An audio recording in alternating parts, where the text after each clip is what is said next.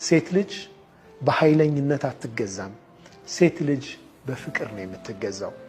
ፍቅር በሰጠናቸው ቁጥር ሴቶች የበለጠ ለኛ ይቀርባሉ። ኃይለኛ በሆንባቸው ቁጥር ከኛ ይርቃሉ። ይህ ተፈጥሯዊ ነው። እውነተኛ ወንድነት ፍቅርን አለመግለጽ አይደለም። እውነተኛ ወንድነት ኃይለኝነት አይደለም። ነብዩ ሰለላሁ ዐለይሂ ወሰለም የወንዶች ወንድ ነበሩ፣ ጀግና ነበሩ። ግን ደግሞ በፍቅር ደግሞ ታች ወርደው ለሚስቶቻቸው የዛ አይነት ፍቅርን ያሳዩ ነበር። ብዙዎቻችን እንሳሳታለን፣ እንደ ድክመት እንቆጥራለን። ማፍቀርን፣ ዝቅ ማለትን፣ ራስን መስጠትን ከወንድነት ተጻራሪ አድርገን እናስባለን። ግን እውነተኛ ወንድነት ጠንከር በሚባልበት ቦታ ላይ ጠንከር ማለት፣ ቤት ውስጥ ደግሞ ያ አይነት የፍቅር ሐያት መምራት ነው። ሴት ልጅ በኃይለኝነት አትገዛም። ሴት ልጅ በፍቅር ነው የምትገዛው።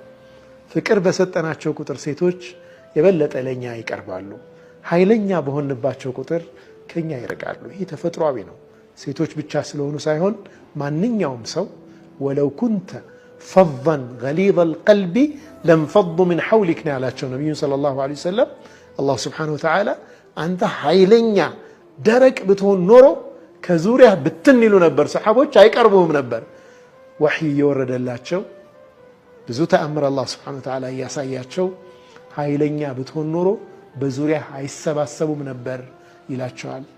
እኛ ደግሞ ትንሽ ኃይለኝነት ይበቀናል ሰዎችን ከኛ ለማራቅ። ነገር ግን ዝቅ ማለት፣ በፍቅር መቅረብ ትዳራችንንም ያሳምራል፣ ማንኛውንም አይነት ሪሌሽናችንንም የተዋበ ያደርጋል ማለት ነው። ወሰለላሁ ወሰለም ወባረከ ዐላ ሰይድና ሙሐመድ ወዐላ አሊሂ ወሰሕቢሂ ወሰለም።